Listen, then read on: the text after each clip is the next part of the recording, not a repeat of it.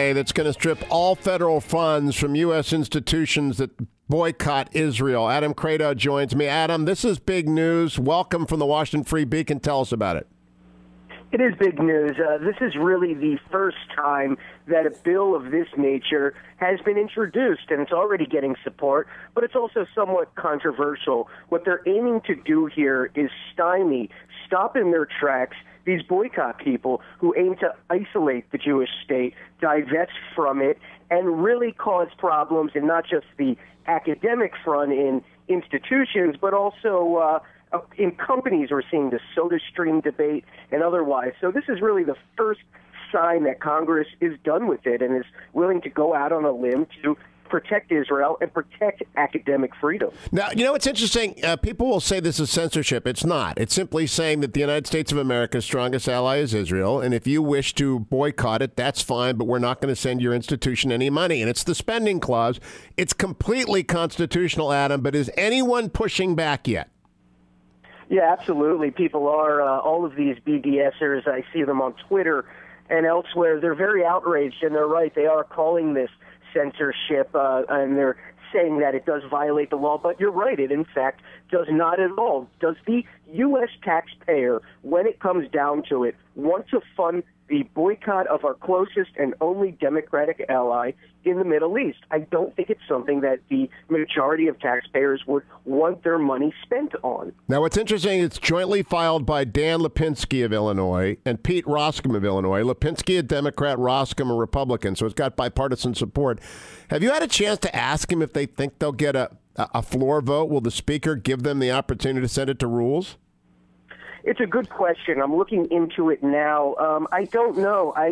My sense with this bill is that it's new. Nothing like this has ever happened before, and that means it's controversial, and often it will be slow going because of that. But I do really think that, by and large, across the aisle in the House, especially, there is large bipartisan support for the state of Israel, and there is a large opposition to these BDSers, Roskam and about 134 other House lawmakers, just a month ago when the other academic institutions decided to boycott Israel. They sent a letter, and they very easily organized about a third of the House to say that they reject it flat out as anti-Semitic and discriminatory. I'm talking with Adam Kredo, who is with the Washington Free Beacon. You can follow him on Twitter at Kredo0, Kredo, and the number 0, at Kredo0. You know, the precedent for this is when, don't ask, don't tell with the law of the land, a lot of universities threw off military recruiters. And Congress came back and said, if you don't let the United States military recruit on your campus, you can't get any money. And that was challenged by legal academics, and the Supreme Court blew it away because it's just the spending clause. It's absolutely constitutional for the federal government to refuse to spend money on an institution that is bigoted in its foreign policy. And I'm not even sure which universities have adopted the anti-Israel, anti-Semitic stance yet, Adam. Have any gone that far? Some of them have. What we're seeing is the BDS movement, the boycott, divestment, and sanctions movement.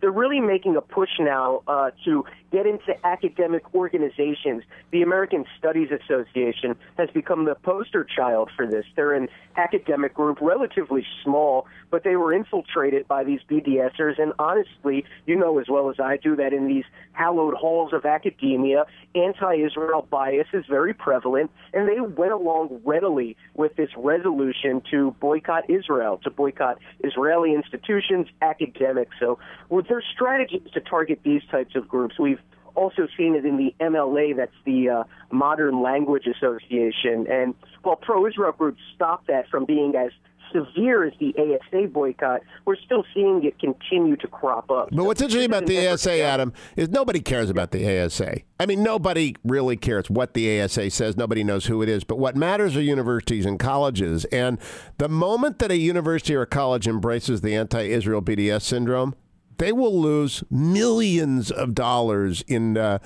donations, and they ought to lose their federal funding. I mean, I don't think anyone's gone that far yet because they know they're out of their minds. Well, they do. We see it in student councils, and you're right, nobody cares. But groups like the ASA, the MLA, which is much larger, they get funding from the universities. So that's where the issue is, too, to really tell the universities to get these organizations in line. Adam Kredo, good to talk to you. Once again, at Kredo.